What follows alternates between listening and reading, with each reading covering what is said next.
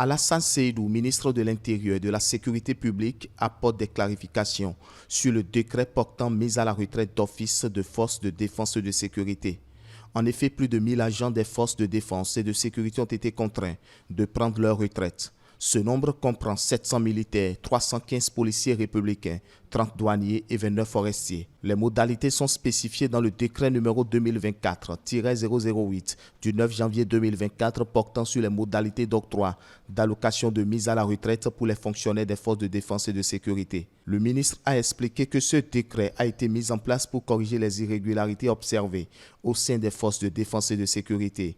Ce décret ne porte aucune intention punitive visant à réduire les effectifs de la police, clarifie le ministre de l'Intérieur et de la Sécurité publique. Cela ne découle pas d'une procédure disciplinaire.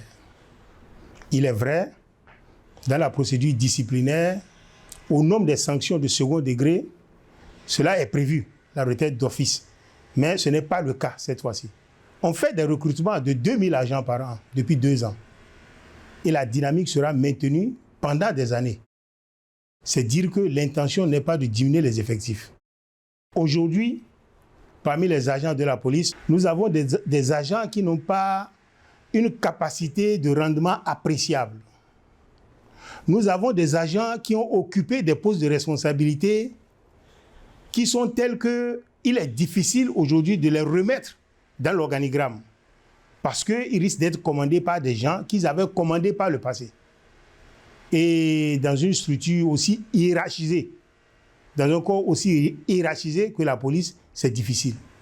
C'est difficile de les faire commander par des gens qu'ils avaient commandés par le passé. Souvent, ils sont sans poste, sans attribution. Ce sont tous ces gens-là que nous avons voulu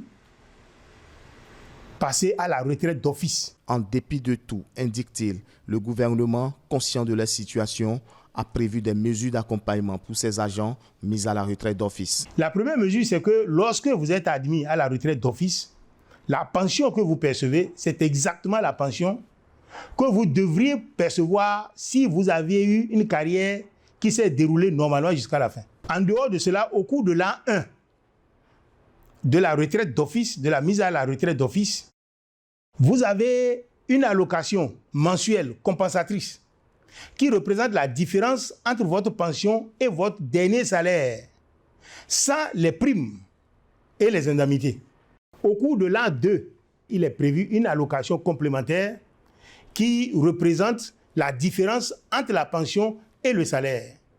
Et à partir de l'an 3, vous avez aussi une allocation complémentaire, mais qui représente la moitié de la différence entre la pension et le salaire jusqu'à la date normale de votre retraite. Donc, il y a des mesures quand même d'accompagnement qui permettent d'atténuer les effets, mais de toutes les façons, il y a des mesures d'accompagnement pour que cela ne soit pas trop ressenti par les agents qui vont à la retraite.